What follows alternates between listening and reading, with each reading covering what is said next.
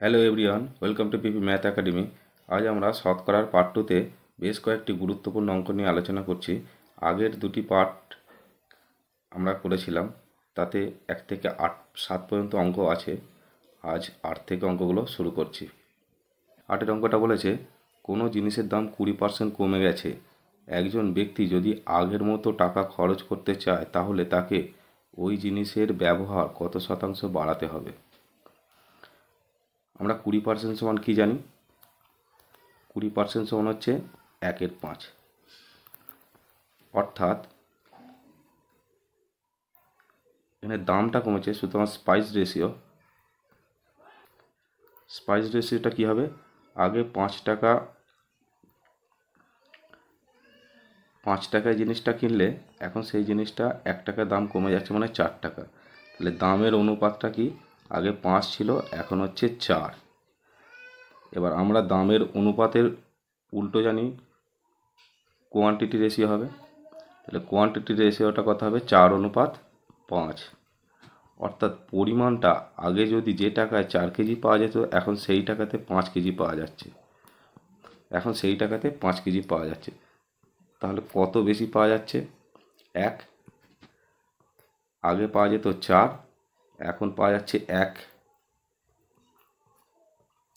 শতকরা তাহলে ব্যবহারটা তাকে বাড়াতে হবে 100 দিয়ে গুণ। সে আগে যে টাকাতে পাওয়া যেত সেই টাকাতেই জিনিস কিনছে, সুতরাং জিনিসটা শতকরা কত বাড়বে? জিনিসের যে ব্যবহারটা শতকরা বাড়বে 100 দিয়ে গুণ, এবং কাটাকাটি করলে 25। সুতরাং এটা কত হবে? 25%। 9 অঙ্কটা, 3 ধরনের কর্মচারী যাদের পারিশ্রমিকের অনুপাত 1:2:3, যদি তাদের পারিশ্রমিক যথাক্রমে 5%, 10% ও 20% বৃদ্ধি পায়, এখন পারিশ্রমিকের অনুপাতটা কত হবে?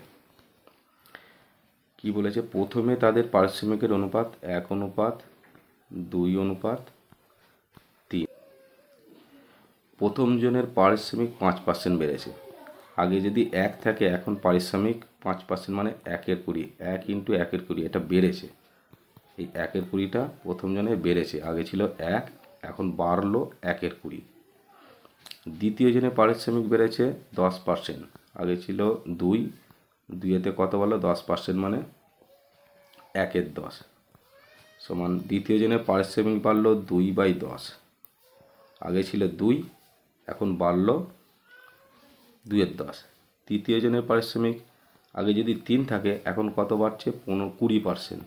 তাহলে 3 × 20%, মানে 1/5। তাহলে তৃতীয় জনের পারিশ্রমিক বাড়লো 3/5। এটা বাড়লো, আগে ছিল 3, তৃতীয় জনে এখন বাড়লো 3/5। সুতরাং তাদের এখন পারিশ্রমিকের অনুপাতটা কত হবে? আগে ছিল প্রথম জনের 1, বেড়েছে 1/20 অনুপাত। দ্বিতীয় জনের পারিশ্রমিক 2 ছিল, বেড়েছে কত? 2/10।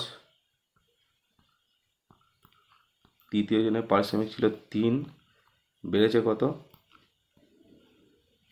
3/5।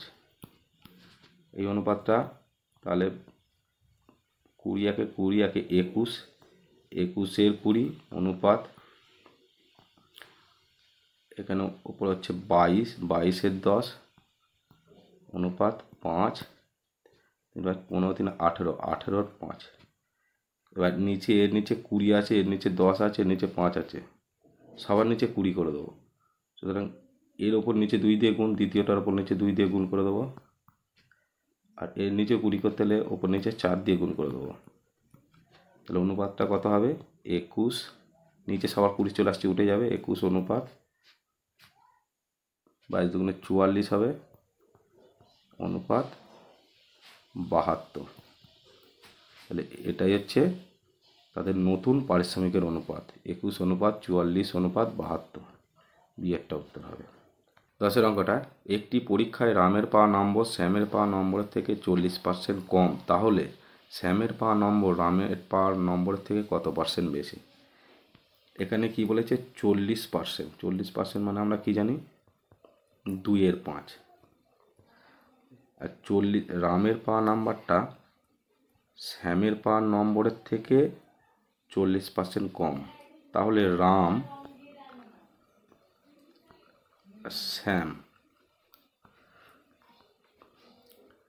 রামের পাওয়া নম্বর শ্যামের পাওয়া নম্বরের থেকে 40% কম। শ্যাম যদি 5 পায় তাহলে তার থেকে 2 কম পাবে রাম। শ্যাম যদি 5 পায় তাহলে রাম কত পাবে? 2 কম মানে 3। এবার চেয়েছে শ্যামের পাওয়া নম্বর রামের পাওয়া নম্বরের থেকে কত বেশি। শ্যামের পাওয়া নম্বর রামের থেকে কত বেশি। রাম যদি 3 পায় তার থেকে 2 বেশি পেয়েছে রাম। সুতরাং রাম যদি 3 পায় তার থেকে শ্যাম কত বেশি পাচ্ছে? 2। শতকরা কত বেশি পেয়েছে সেটা চেয়েছে। শতকরা বার করতে গেলে 100 দিয়ে গুণ করে দেবো, সমান হবে 203%। তা 203 মানে 66 পূর্ণ ভাগ করলে হবে 66 পূর্ণ 2/3%। সুতরাং উত্তর কোনটা হবে? সি এরটা হবে। 11 অঙ্কটা, কোনো একটি পরিবারে মাছ, ডিম ও মাংসর খরচের অনুপাত 6:5:6। যদি এই দ্রব্যগুলির দাম যথাক্রমে 10%, 20% এবং 30% বৃদ্ধি পায়, তাহলে ওই পরিবারের বর্তমান খরচ কত শতাংশ বৃদ্ধি পাবে? এটা আমরা জুনিয়র স্যাটিসফ্যাকশন মেথডে করব। জুনিয়র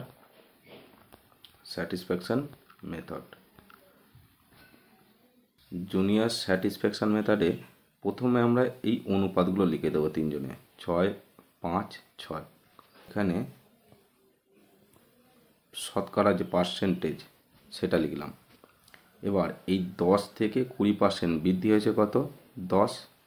আবার এই 10 থেকে 30 এটা বৃদ্ধি হয়েছে কত? 20। এই যে 10টা, এই 10টাকে এর ওপরে যে আছে অনুপাতটা 5, তাকে 10 দিয়ে গুণ করব। গুণ করে কত হচ্ছে? 50 এখানে লিখে দেবো। একইভাবে এই 20টাকে দিয়ে এর ওপরে কত অনুপাতে যে 6টা আছে তাকে গুণ করব। 20 গুণ করলে 6 গুণ আবার 120 হবে। এরপর এই যে 50 আর 120 এই যে বৃদ্ধি পাচ্ছে, এই বৃদ্ধি দুটো ওপরে যোগ করব, 50 যোগ 120। এটাকে অনুপাতে 6 যোগ 5 যোগ 11, এই অনুপাত 3টে যোগ করলে কত হচ্ছে? 17। এই 17 দিয়ে ভাগ করব। ভাগ করলে ওপরে পাচ্ছি 170, নিচে 17। তাহলে কাটাকাটি করলে কত হবে? 10। এই 10%টাই হচ্ছে তাদের পরিবারের বর্তমান যে খরচ 10% বৃদ্ধি পাবে। মানে টোটাল যে অ্যাভারেজ যে খরচটা, সেই খরচটা 10% বৃদ্ধি পাবে। সুতরাং এই পদ্ধতিতে এই ধরনের অঙ্কগুলো করলে খুব তাড়াতাড়ি করা যায়। 12 অঙ্কটা, তাজা আঙুরে 80% জল থাকে, কিন্তু যখন শুকিয়ে যায় তখন জলের পরিমাণ দাঁড়ায় 10%।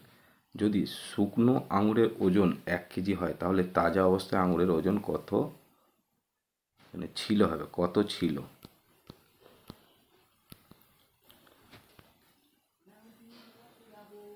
আচ্ছা, 80% মানে আমরা কি জানি? 4/5। আর 10% মানে কত? 1/10।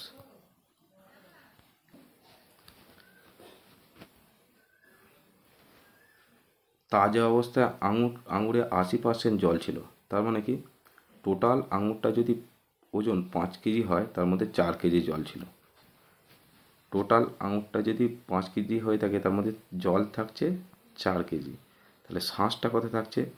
5 কেজির মধ্যে 4 কেজি জল, বাদ বাকিটা শাঁস থাকছে 1 কেজি। আবার যখন শুকনো হয়ে যায়, তার মধ্যে জল কত থাকছে?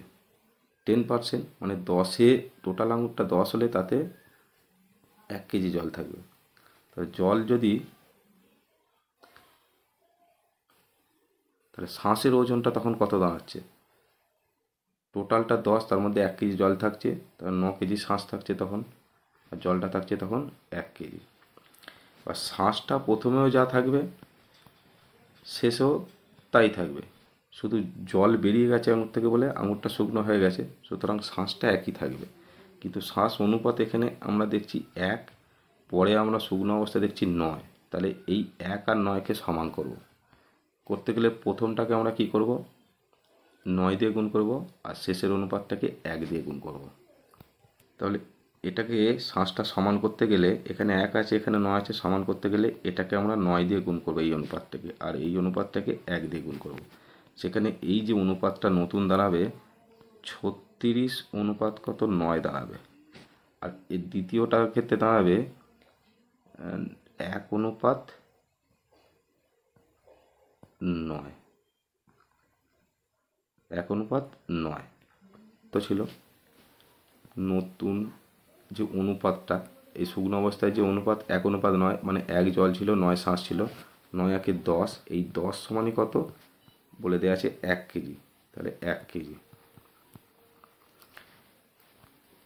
তাহলে 1 সমান কত হবে 1-এর 10 কেজি। এবার বলেছে তাজা অবস্থায় আঙুরের ওজন কত ছিল। তাজা অবস্থায় আঙুরের ওজন মানে 36 যুক্ত 9 45। তাহলে 45 সমান কত হবে, 45/10 সমান হচ্ছে 4.5 কেজি, 4.5 কেজি হবে। এখানে এগুলো সব দশমিক হবে, এখানে একটা দশমিক হবে, 4.5 কেজি, এটা হচ্ছে 4.5 কেজি হবে।